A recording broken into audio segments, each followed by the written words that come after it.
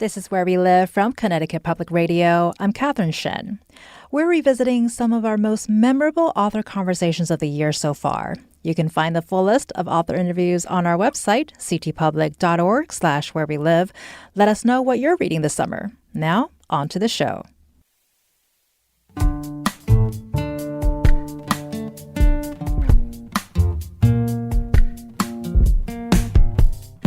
This is Where We Live from Connecticut Public Radio. I'm Catherine Shen.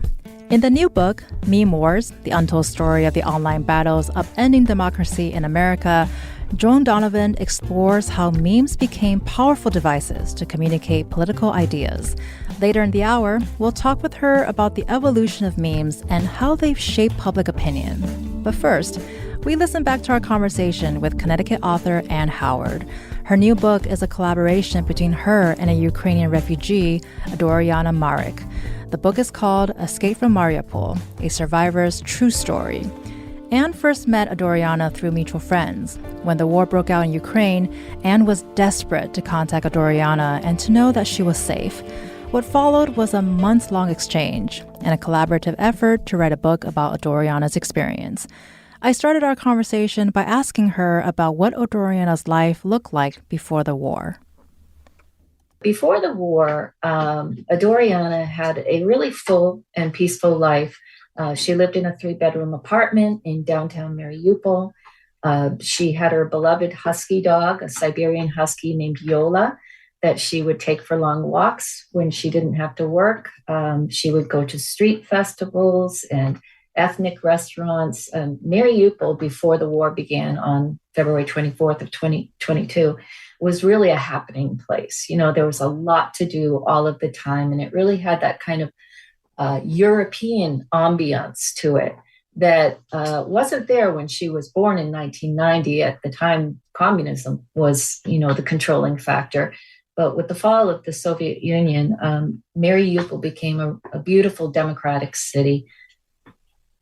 Well, and thank you for painting that picture. I think oftentimes we forget what life was like prior to such a catastrophic event, and we'll certainly dig into that in a little bit. But I do want to ask, where was Adoriana when the war broke out? The way it was described in the book made it seem like possible war was looming, but life was as usual. It was still happening. What was that like? Yeah, well, if you can see it in the context that the people of Ukraine were constantly aware for years and years of the threat that Russia posed. Whether it was in the Orange Revolution, where they protested Russian interference with the elections, or the illegal annexation of Crimea in 2014 and 15. So the people of Mariupol were aware of course, the troops that were surrounding Ukraine. And they knew that something could happen at any minute, but they really had no choice but to just carry on with their lives.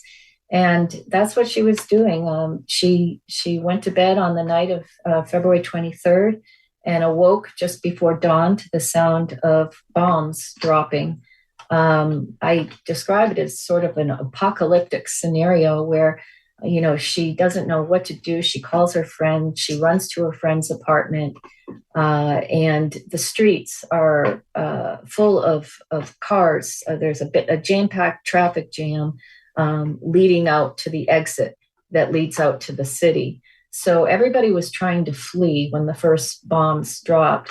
Unfortunately, Adoriana didn't have a car like most residents of Mariupol. She did not drive. She relied on public transportation. So she was really stuck in the city. She did manage a couple days after the start of the invasion to get a train ticket to take her out of Mariupol. But on that day, the Russians bombed the train tracks. So then she was really trapped, and she had to figure out how she would survive. And when I read that portion, it was really sort of mind-boggling because it reads as something that's very unreal, but clearly very real. Can you talk to us about, what were the early days in the war like for her when she found the bomb shelter? Because she spent quite a bit of time there. Yeah, she and her two friends actually went to the underground basement of the building where her friends lived, this 14-story building. And they hid under there alongside over 200 other civilians, mostly women and children, although there were men in that shelter as well who kept order. And it was dreadful, really. It was the middle of winter, so it's February and March in Mariupol. There was no heat in that basement, so they were freezing cold. There was very little water. In order to drink, they had to get the droplets from the boiler pipes. And some of the people went up to melt dirty snow and drink that snow. But that was dangerous because the bombs were constantly dropping, especially at night. And there was relentless gunfighting in the streets.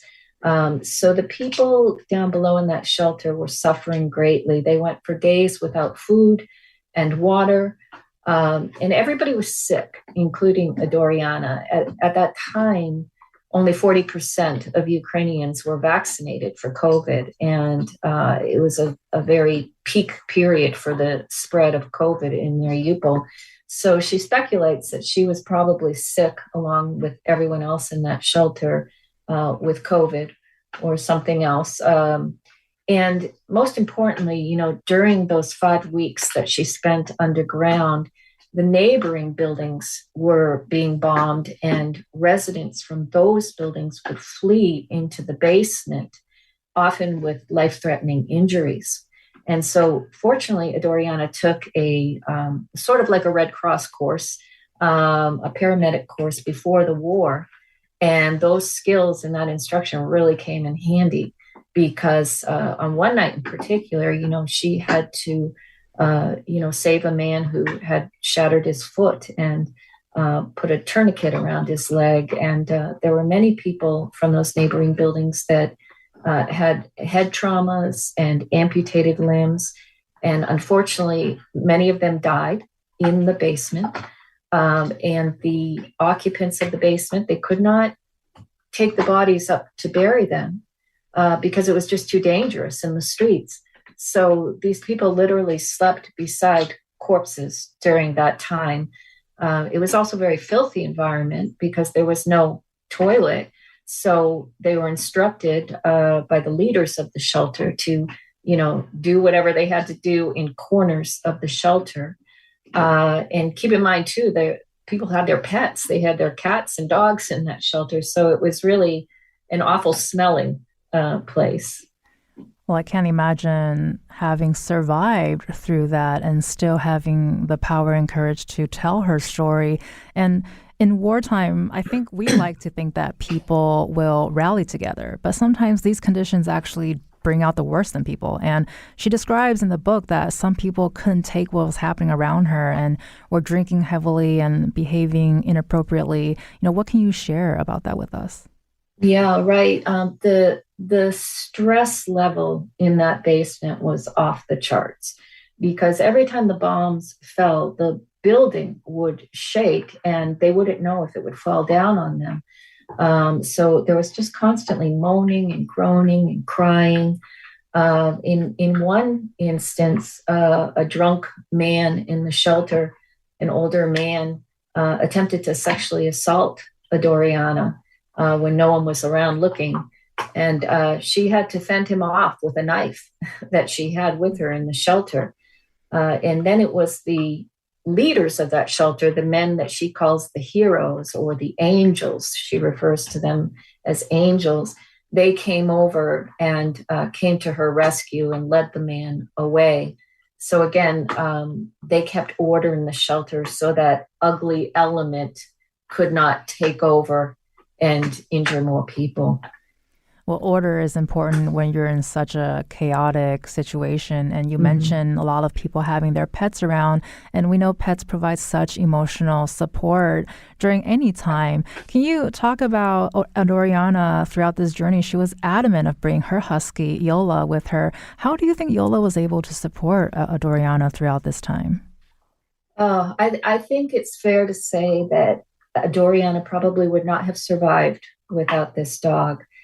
She had this dog, she had her strapped to a leash around her waist so that at all times she was attached to her dog and her dog couldn't run off and risk dying in the war. And Yola really gave Adoriana a reason to live. Because, some people have their spouses or their children or their parents. As a single 31-year-old woman, Adoriana was completely alone in this world. And so she so heavily relied on this dog. Just petting the dog and talking to the dog while the bombs and the fighting were going on, I think gave her tremendous comfort. And on one occasion, the dog literally saved her life when the auto parts store above the basement was bombed and caught fire, and all of the noxious chemicals and fumes came into the basement, and the people were choking and had no choice but to escape the shelter in the middle of the night when the streets were being bombed very heavily and Russian soldiers were in the streets. So Adoriana fled to the street with her dog around her waist, and the Russian soldiers started shooting at the civilians, even though they knew that there were over 200 civilians in that shelter. They didn't seem to care, and they just shot at all the civilians, including Adoriana, and she fell to the ground. And in her words, she said goodbye to life. And it was Yola, her dog, that leapt up and pulled Adoriana to her feet and went full steam ahead back into the shelter. And in that way, if the dog had not done that, I think she would have died on that night. Well, I think we were already feeling the goosebumps earlier. I think that story just turned our entire team into a puddle of tears. And I mean, what a terrible story, right? But also what a beautiful story between Adoriana and Yola. And I want to also mention that Adoriana's parents also came up a bit in the book. They lived under Soviet control, and Adoriana had mentioned that they didn't understand the war the way she did. Can you help us break that down, to help us understand what that sort of philosophy and thought process was like for Adoriana? Sure. I mean, she still struggles with that frustration to this day that her parents don't seem to understand what is going on. They live in Russian occupied territory in eastern Ukraine. And when you think about it, she was born in 1990, Adoriana. And in 1991, the USSR fell and Ukraine became a sovereign democracy. So Adoriana has known nothing but democracy all of her life. And she has really embraced that Ukrainian identity of, just wanting to think for yourself, wanting to do what you want to do when you want to do it, and not being controlled by an autocratic government. But in contrast, her parents, for all of their childhoods, respectively, and their adulthood, up until 1990, lived under communism. So I think that created an incredibly different mindset in them that Adoriana cannot relate to or understand, where they don't fight back. Right now, they just want negotiations, and they want it all to go away, and they seem to be minimizing the horror of what's happened, and I think it hurts her that they don't want to know about what she went through in Mariupol. They would rather say, how's the weather? Literally, how's the weather? Not, oh my God, dear girl, what have you been through? Tell us everything. It's not like that. And there's probably also a fear factor that, they are afraid of making trouble, of getting in trouble. And so they are silent on many issues. And I think that makes her feel very alone. More on the book, Escape from Mariupol, a survivor's true story, when we come back from a short break. Please feel free to join the conversation.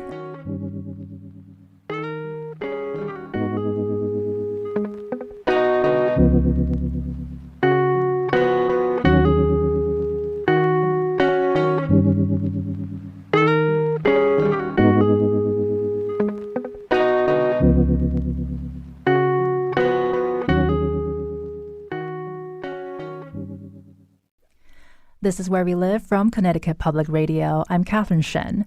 We're back with Connecticut author and lawyer Ann Howard. She's been sharing her experience working with Adoriana Marek, who escaped the war in Ukraine. They wrote a book together about her experiences.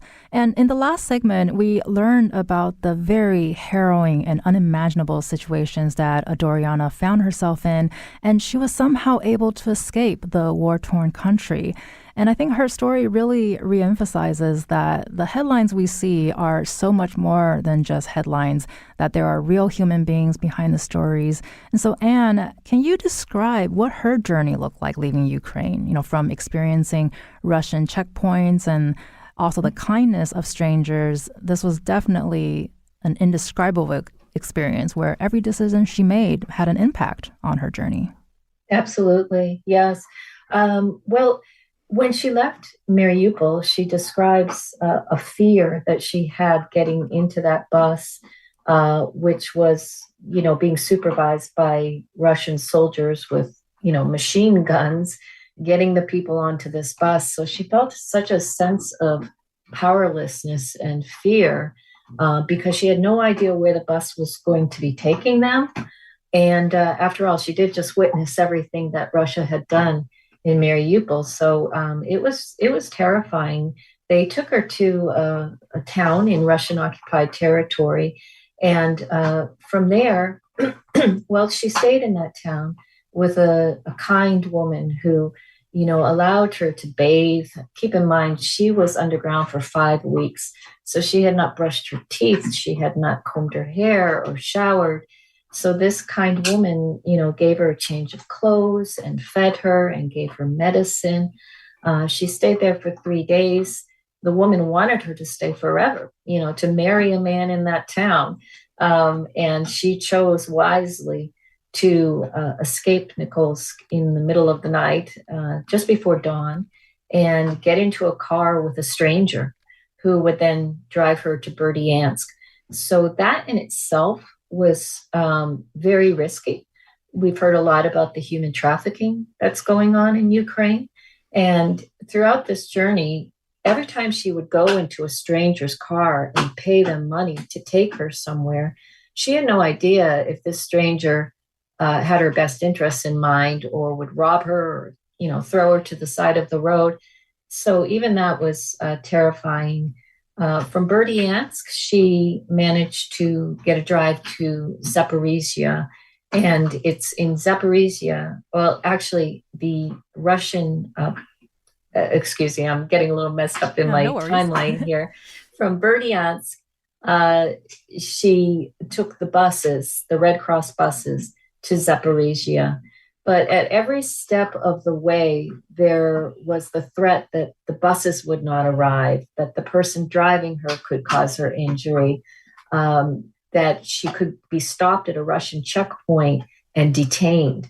And there were so many checkpoints that for, a 3-hour journey before the war would end up taking 12 hours now because of the numerous checkpoints in which at that time they would be asked to show their arms and legs and prove that they had no tattoos indicating support of Ukraine.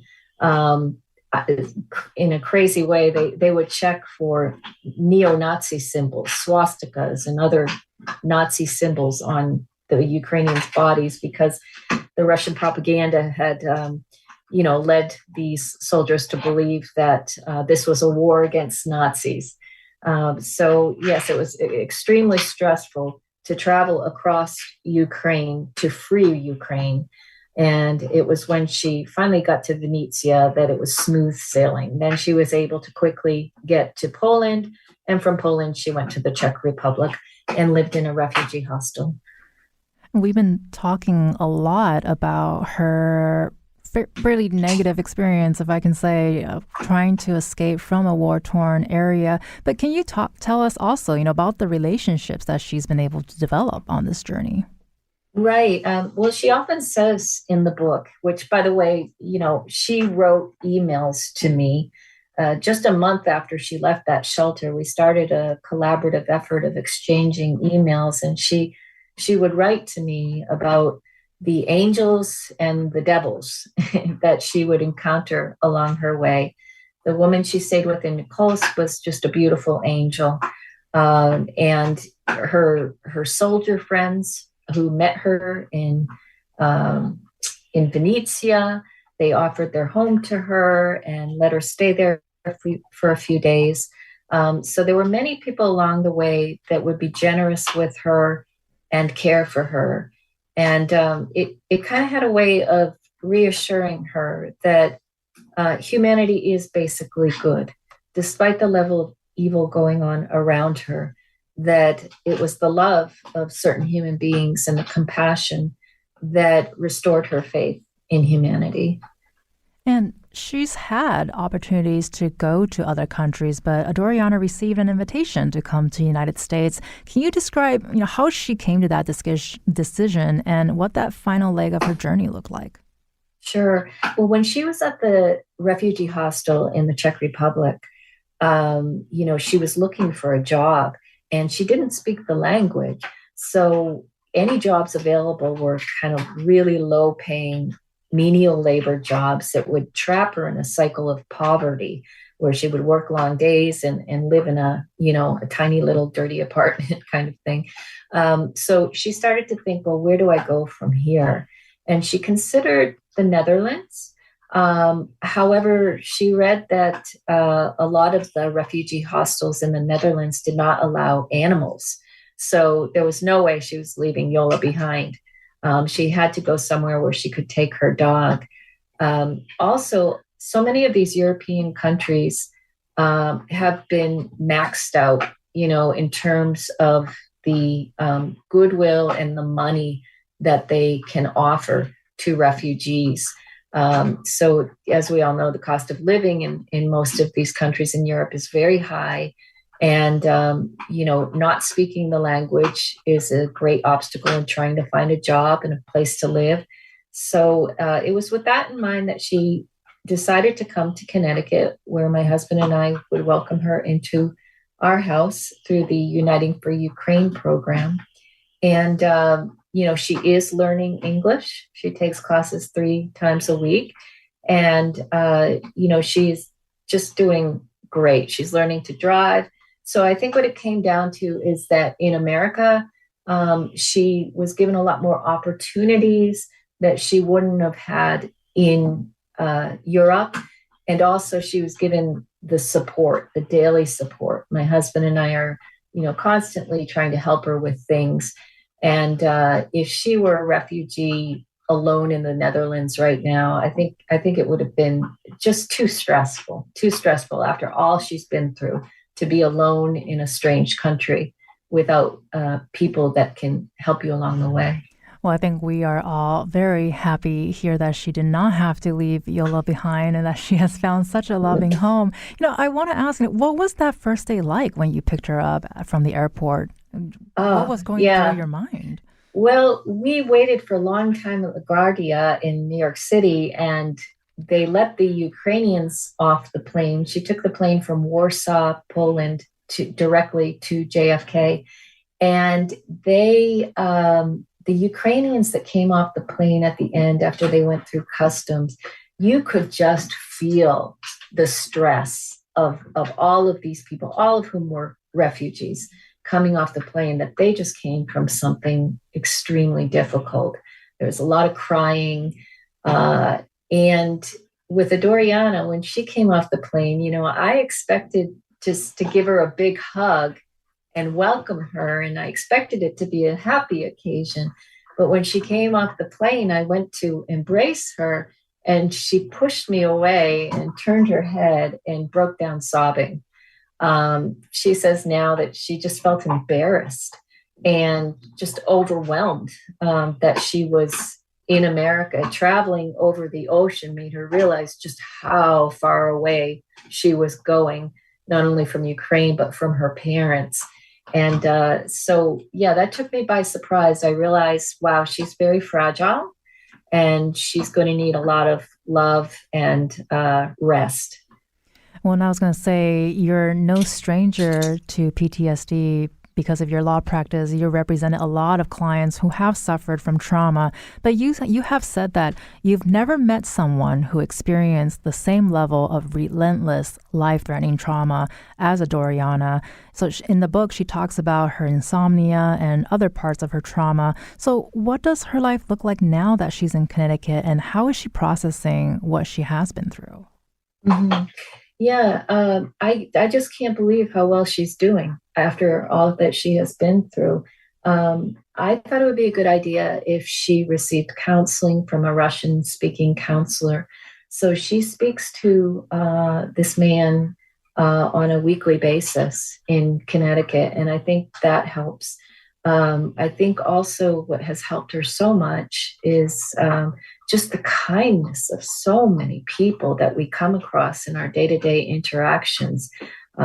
She just that love and support is very healing for her. But yes, when I represented vets who were claiming PTSD as a disability, we almost always won the case because of the severity of their PTSD. And when I look back on the stories, they would tell me about what the source of their PTSD was, and then compare it to Adoriana's experience. I think the main difference was that the vets would have a one-time experience. So they saw something horrible, or, it was one violent, traumatizing experience that left them with PTSD. Whereas in Adoriana's case, every day involved witnessing death. Every day involved being afraid that you were going to get shot, or just the sound of the bombs day after day. And, like I said, sleeping beside corpses. I've never seen that level of trauma in anyone until now. And I think it's really amazing that at the end of the day, she believes that humanity is basically good. And I do want to ask as well, how did you all determine that you wanted to do a book? I know you mentioned earlier that there's a lot of emailing going on right after she got out of the shelter. And is that sort of where that seed was planted? Tell us about that process. Yeah. Well, when I called her sister in Florida, Ina, and after the start of the invasion, for 5 weeks, we had no idea where Adoriana was. So we were so relieved and happy when we found out that she had gotten out and she was in Poland on her way to the Czech Republic. Yeah, bring me back to the question. Oh, no, I was just going to say, what Yes, inspired you course. to start this book? Of course, just talking about it makes me tired. Definitely. I emailed her when she was in the Czech Republic, and I just did it because I knew that she needed comfort and guidance. And I asked her what had happened, and she just proceeded to unload on me, everything that happened to her in these, multi-page emails, which I translated the Russian into English, just using my Gmail. And I thought, this is a story that just demands to be shared publicly, and people need to know this because, unlike Bucha or other places in Ukraine, Western journalists can't go into Mariupol. And so, with the exception of drone footage, we have no idea what happened in Mariupol. And I just felt it was so important to have an eyewitness account, because even now we see, people who are trying to brush it under the rug and minimize what happened. And there's nothing more powerful than an eyewitness account of what really happened. So I did ask her, would you mind, could we write a book about it? And to my surprise, she said, yes, of course. And, we started the book at the end of April, 2022. And that was just a couple months, 1 month after she left the basement.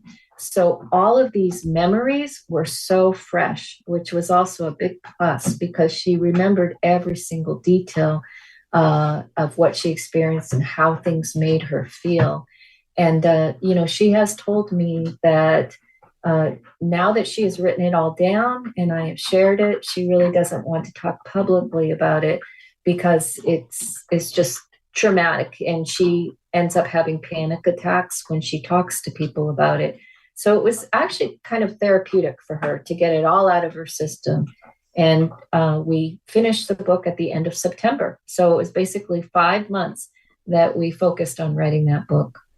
Well, I think words can't really describe from us how grateful we are that both of you are willing to share her story, and absolutely agree that it's such an important one to tell. We got a couple of minutes here, but I do want to ask, in the book, Adoriana says, "I am simply one woman with a story to share with those who are willing to listen." What are you hoping readers and listeners take away from this book and from our conversation today? Yeah, I think that's really important to understand that she is not a political person. She has never been a political person. She states that, she was notably apolitical in Ukraine. So this is a story of a human being, regardless of politics, of what you believe, who's right, who's wrong. This is a story of what she experienced at the hands of an autocratic dictator, leading a vicious war to just wipe out the identity of a democratic nation. And I believe that what she went through, so many other people went through in Ukraine and continue to go through to this day. And I think there's real power in telling a true story about what is really going on in Ukraine right now. I hope people feel inspired. I do. I hope they feel like they want to support Ukraine even more. I hope they feel grateful if they're American or Canadian. I hope they feel grateful to live in the democracy that they live in, because, it's not until you read a story like this that you realize how lucky you are to live in a free country and to not have a foreign government threaten your life. So I hope people are inspired, and also I hope it causes people to realize what a gift democracy is, and that we need to do everything we can to preserve our democracies, regardless of what country it's in. Democracy is not a right. It's something that's a privilege that you have to fight to protect. You've been hearing from Ann Howard. She's a Connecticut author and lawyer who's translated Adoriana Marik's story from Russian to English. Adoriana was able to escape the war in Ukraine and worked with Ann to tell her story. If you want to see some of Adoriana's incredible artwork or find more information about the book, you can visit our website at ctpublic.org/wherewelive. We've got to take a short break. Coming up, we'll learn about the language of memes. Joan Donovan, author of the book Meme Wars, The Untold Story of the Online Battles Upending Democracy in America, joins us. This is Where We Live. Stay with us.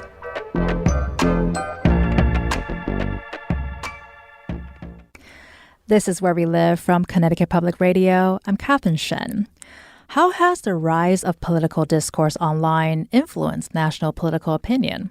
It's a question that Joan Donovan discusses in her book, Meme Wars, The Untold Story of the Online Battles Upending Democracy in America. We spoke to her in February, shortly after Alex Jones was ordered to pay $1.4 billion to a former FBI agent and families of 8 Sandy Hook victims. I asked her about his impact online. Yeah, so I've been following him for many, many years before the most recent dust-ups and fines. And he's been an interesting person because he's always been involved in, or prior to these last few years, in public television, public radio. And what he became known for, not many people know this history, is he, quote unquote, in his words, predicted 9/11. And this is because he had a episode of one of his podcasts in July before the attacks in September, where he said that there was going to be some kind of attack on the U.S. and that you should call the Pentagon and start complaining now. And he didn't really say anything about it after that, but people do point back to this moment where he had made this prediction that there was going to be this attack imminently in the United States. And the problem, of course, with remembering history in this way is that we don't remember all the other things that he predicted that didn't come true. However, this gave him the legitimacy amongst crowds of people that later became known as truthers, as someone that had insider knowledge, that had forbidden knowledge, in fact, that he was saying things that everybody else wouldn't say or didn't know. And he had some privileged line into US and foreign intelligence. And so at that moment, he becomes very popular, but media starts to turn their back on him. And that's when he becomes this internet evangelist in many ways. And when he does that, he has to think about, well, what's the infrastructure that I'm going to use and how am I going to get my messages out there? And so fast forward to Occupy. He's at Occupy in Texas, moving between different cities, getting people riled up about ending the Fed, getting people riled up about this idea of the New World Order, which is a meme that goes back much further than him, but he really popularized it, getting people to think about the deep state, or this idea that the people we elect are just puppets for this quote unquote deeper state that is what he describes as being run by these globalists. There's a lot of anti-Semitic tropes that go along with his conspiracy theories. But all the while, he grows this audience, and he grows steadily with the conditions of the internet growing steadily, where you have much more access to broadcast than any individual has ever had in the past. And he's able to weaponize things like YouTube because he becomes someone who is making money off of advertising, money off of supplements, money off of his audience, and the infrastructure that he's using for broadcast to reach millions of people is free. And so the movement to deplatform him in 2018 wasn't just about, well, who is Alex Jones and what is he doing? But it was also about this broad recognition that something in our media system had changed, and that these major corporations were benefiting from content that was harmful, in the case of Alex Jones, directly harmful to families in Sandy Hook. And so I view that moment in 2018 around the deplatforming of Alex Jones as this watershed moment in internet history, where for the first time we see corporations reflecting on their culpability in the spreading of all of these anti-Semitic and racist tropes through Alex Jones.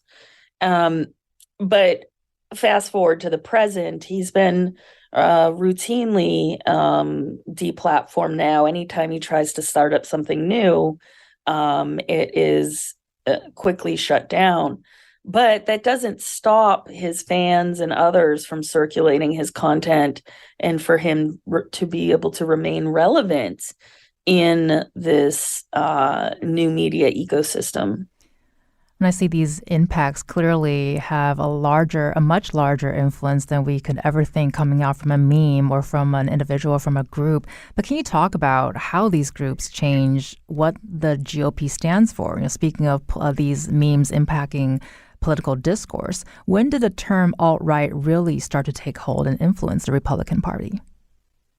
Yeah, so this is another history that is something that is very recent, and so many of us lived through it, but we perhaps don't understand how entwined it was with the rise of Trump, which is to say that Bannon was really the bridge between MAGA and Trump, and the rise of this set of fairly online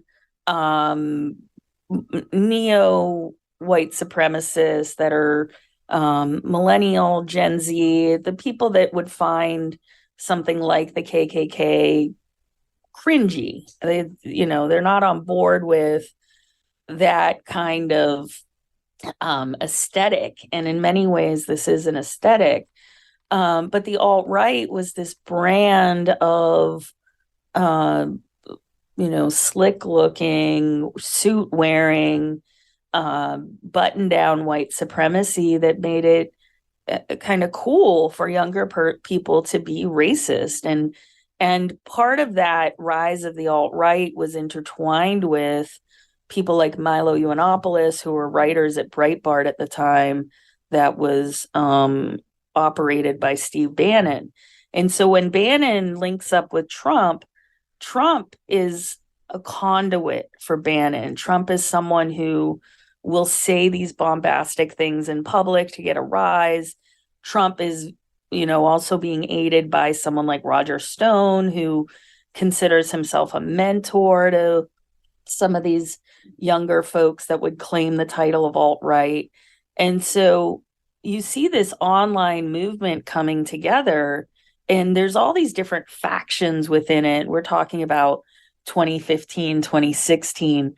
So at the same time that you get someone like Richard Spencer, who owned altright.com and therefore was considered the origin story of the alt-right, but the term had been much more widely used than just him.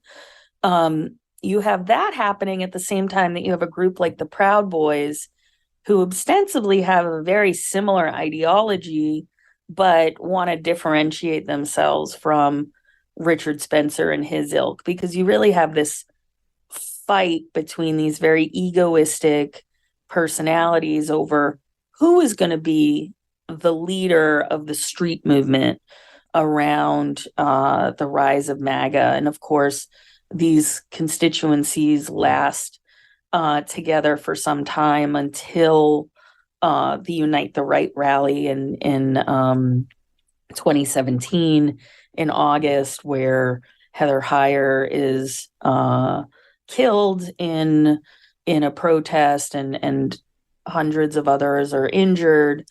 And in that moment, you see the fracture and the fissure within this social movement of the alt-right, which has tried to rebrand numerous times. But I think the other point I would want to make about this is that the alt-right itself became a meme, in the sense that there was a real struggle over the definition for it. And mainstream media really couldn't quite grasp why or how to describe a movement like this, because the movement was so online and so much of a trickster, in the sense that the movement really liked the confusion caused by having people in their movement that were Hispanic or Latino. And so it was hard for the media to call these groups racist, because there were people of color involved in these movements.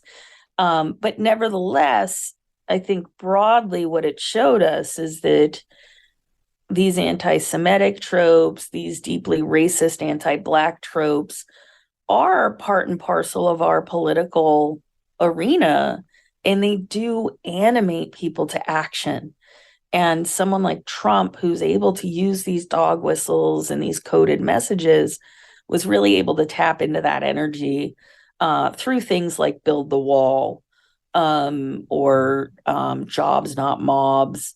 And in doing so, really had a lively online fan base that were willing to harass, incite, and spread hate if they thought it was going to give them some kind of political advantage.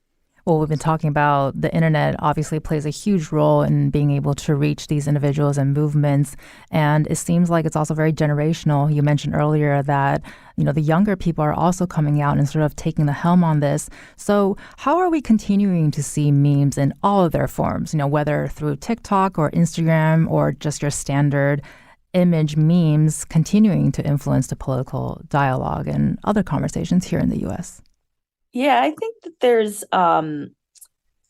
this moment that we're going through with the transition of Twitter in particular to someone like Elon Musk, who does communicate through memes and does talk a lot about NPCs, which in gaming is this idea of a non-playing character. So there are the people that you bump into along the way, and they're not being played by another person, but they're being played by the computer, and your interactions with those entities are often very routine, they're very predictable.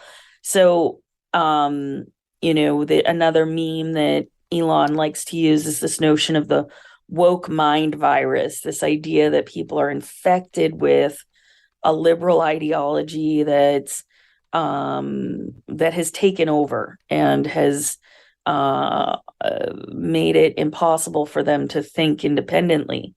Of course, the trope about using this term woke comes out of the Black Lives Matter movement, where that term became very popular, a meme in of itself, but also on the right now has come to represent an anti-Black agenda. So the notion of the woke mind virus is something that he will talk about on his Twitter account, but it's all veiled in coded messages. The thing about memes that I think is most pronounced is that they have in-groups and out-groups. So you're going to see memes all day long and you're not going to know what they mean. And so the messaging is just going to go quickly past you. And because there's such short interactions, we don't always notice them. But, if anything, the listeners take away from this is to pay a little bit more attention to things you don't recognize and to get a sense of, well, is there something that I'm not being told explicitly, but is happening here in this tweet that I'm reading, or in this interaction, or in this hashtag? Because I do think that our politicians are going to be telling us a lot more about who they are and what they represent by using these kinds of veiled terminology and by trying to move politics along these lines. And it's not to say that only the right wing participates in this. There was a lot of discussion about the Don't Say Gay bill in Florida, which wasn't ostensibly accurate about what that bill was about, but the notion of don't say gay was very resonant. And so that became the frame under which we understood that policy, which is different from debating the policies on their merits. And so we have to be very careful that we try to uncover more depth and more nuance so that we know what we're really arguing about. But unfortunately, our media, particularly social media, is just so good at packaging things in this way that it's going to be really hard for us to get nuance in these moments. Joan Donovan is the author of the book Meme Wars, the untold story of the online battles of ending democracy in America. You can find the full list of authors and their works on our website, ctpublic.org/wherewelive. I'm Catherine Shen. To listen back to all your favorite Where We Live conversations, download Where We Live anytime on your favorite podcast app. Today's show was produced by Tess Terrible. Thank you so much for listening.